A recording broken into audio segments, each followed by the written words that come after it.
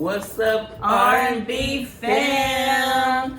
It's your girl Rojan, And it's your girl Bree. and we back with another Video for your. For that.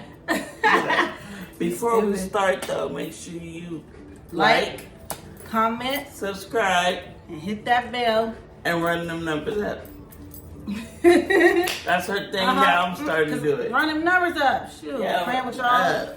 I hope y'all been liking all these videos. I know. We're going back to back to back. Yeah, Hard, we're not okay? playing with y'all. Yeah, at all. Okay, we coming with it. We told y'all we was coming with it. That's what we meant. Just wait for the summertime because we really outside. So what we doing today? Okay, so last time Rojan interviewed me. So this time I'm interviewing her. So that's what we're doing this time because we want to be more transparent. We want to be more open, have y'all get to know a little bit more about us. Yeah. So you ready for these interview questions? Yep, I'm ready. I got my questions. Okay. All right, so first and foremost, what is your name? So you want to say your government name or your... So y'all, to be honest, my middle name is Rojan. My first name is Simone. Simone. Yep. That's my first name. But I go by Rojan. Okay. All right. So let's see. My second question is, who or what motivates you? For one, my son. And for number two, I think what motivates me is God. Oh, definitely. I've been through a lot. Definitely. Been through a lot. So I feel like he has to motivate me when I can't motivate myself. Yeah, exactly. You know? Yeah, because he steps in when you can't.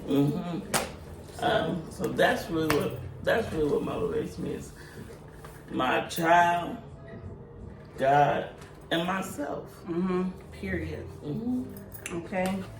So number 3, what hobbies do you have, or what do you like to do in your downtime? What do I like to do? I do like music. I like the beach. Yeah. What else do I like? Like a lot of things. I like talking. Yeah. She's a great communicator. I love talking. I like fashion. Yeah. That's my number one. Yeah. If you guys know me, you guys know me, okay? Because you know. Yeah. I love like shopping. I think that's my number one. Yeah, I think it is too. Yeah, I think it's really shopping. Like, yeah. It gets me through hard times, y'all. I'm not even gonna. Yeah. I ain't gonna lie. That's the shopping queen. I think that's what it is. My number one hobby is shopping. I like a lot of other things, but shopping and traveling. Yeah, number one. Oh, traveling. For sure. Yeah. Okay. So, let me see. So, my fourth question is, what brings you joy and happiness besides shopping and traveling? Other than my son, what brings me happiness? My bestie. She brings me joy and happiness too, y'all. My circle of friends. Oh, yeah. Definitely. My soulmate. Yeah. It's good and bad sometimes with me and him. But it's mostly the good outweighs the bad. All the good. If the bad outweighs the good, I would not be around. That part. And what else brings me joy and happiness? Like I said, traveling. Traveling brings me a lot of joy. And I do like to write. I like to write my journal. I can release a lot of stuff in there. Right. And I could turn that into a positive real quick. And I like being out doing stuff. Yeah, I love being out and about. Yeah, for real. I can't stay stagnant somewhere. I have to keep going. Yeah. And then this one thing that some people might not understand, but cleaning. does it for me. I don't know what it does. It doesn't really bring joy and happiness, but it's such a normal thing for me. When I am going through stuff, I'll just start cleaning. And it's so... Because sometimes when you're deep in thought, you can't just be sitting there, you know?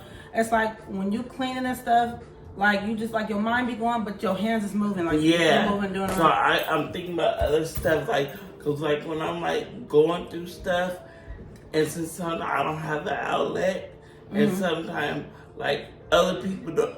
Like what I learned in life, you can't have expectations on people. So if I can't go to somebody's event and really trust them with what I'm going through, or something like that, it's cleaning. Yeah. Period. Yeah, for real. Yeah. Yeah. So, okay, number 5 is, what is the most influential artist you have ever met or touched you in a way? Well, my favorite artist is Queen Naija, if y'all don't know. But I can honestly say the most influential person I met recently was Eric Bellinger. Yeah, I knew you was going to say that. It's because the conversations we had on and off camera, and because a lot of the stuff we were talking about, it is like entwined with each other. Yeah. And then when he says certain things like purpose, and he said alignment, and that stuff we already be talking about. Yeah, on a daily. So it's just like, when he said it, I felt like it gave me some kind of confirmation. Yeah, for real. And so I was like, dang. Like, I was speechless. Yeah. I was like, and then I think he's like into horoscopes and numerology and stuff like that. And that is stuff that we are into. Yeah, and it just so happens one of the people that works for him, her name is Simone, and then your name is Simone, his mama named Simone. Yeah, his mama named Simone, so it's just like, I don't know. Yeah, like, girl. That he said it's already aligned. When he said that, I said, dang, now that's crazy. Yeah, I know. Like, when he said that, y'all, I was like, what? Yeah. What? That gave me butterflies. Yeah. Ooh. I was like, okay. You stupid. Yes, okay. Okay. So number 6 is, what artists or songs are you listening to right now? I'm listening to a lot of artists, but I think right now one song that's sticking out because that's what I want to keep doing is "Levels" by Naya Lemons. Oh, heck yeah! That's one of my top songs, other than K Illa, right? And I try to listen to that at least 2-3 times a day because I know him personally. So yeah, for real. Okay. So, okay, number 7. Oh, I'm skipping way ahead. Oh, my bad, y'all. Okay, so number 7. Okay, so where or what is some of the best places you've traveled to? Well, I've been a lot of places. But I think my favorite place is Belize and Honduras. For real? Oh, I love Honduras. Dang. I love Honduras. I think what I like the most is their beaches. And I think in Honduras, I went parasailing. Yeah, and that's on my bucket list. Yeah, I think I went parasailing in Honduras. If not parasailing, I went ziplining there. Yeah. So, but I love it's like huh? their community is poor, but it's like the way they do stuff out there is so different. Like we take advantage of what we got here. Yeah, for and real. And to see them really out there grinding. Really grinding, and then when they have those thunderstorms and stuff, and to see how they have to like rebuild and everything, like dang, like I love it out there. Yeah, I love cities and communities like that. Yeah, it makes you really think about things. Yeah, it did. Not take a lot for granted. Yeah. Yeah. So okay, so what is number 8? What is the most dramatic situation you've been through, and how did you get over that? The most dramatic or traumatic, I think was losing my grandma. Yeah.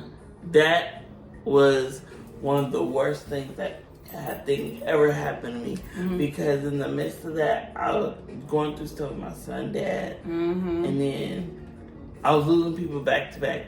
I lost my whole immediate, for some of you that don't know. So going through that did something to me.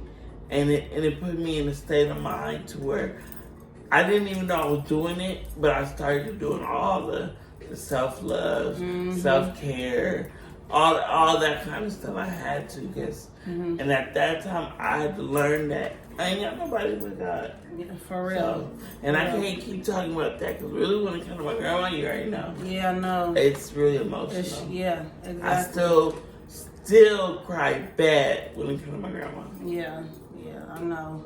And with her, when she did her self-love and her self-healing journey back then, and I'm going through that now, so she's able to help me a lot through my journey and my process. Yeah. Since she's already been through that. So when it comes to that, that's why I always have to go to her because she's already done the work when it comes to that. So yeah, so she definitely helps me when it comes to that. Yeah. So okay.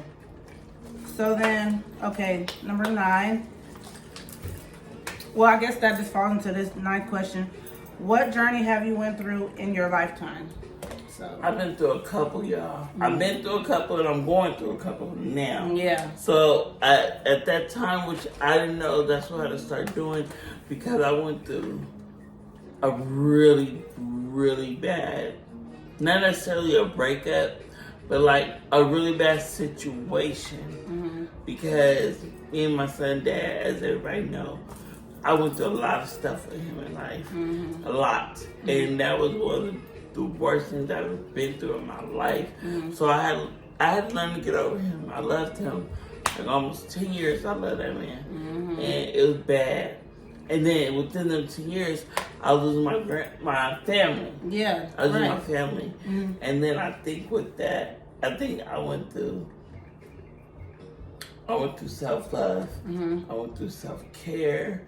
And I really, at that time when I was going through it, I think I had to really learn how to love myself again. Because back then, the things he used to say to me, I used to start to believe them. Like, you're ugly, you're fat, you'll never get nobody ever wants you. Nobody will ever do this, that, and other. I started to believe it because I kept hearing it. But then as I started to heal from it, I started to learn, like, wait, he's just saying that. Like, that ain't true. Because when I look at me and to know what he said, like, child, please. Right. Ain't nothing ugly on me. That part. Period. Inside or out. And it's not always about what's outside. It's really what's on the inside. And I feel like I have a pure, good heart. You do. It's just pure. I'm really open. I feel like I'm honest. I feel like I try to be a good person. I don't judge nobody's pain. So, and sometimes when people do things like that or say things, it's really like reflecting based upon like how they feel about themselves. That's what I feel like. Yeah. So, yeah. Honestly. Yeah. So you're right. So okay, so number 10. Hold on, y'all, give me a sec.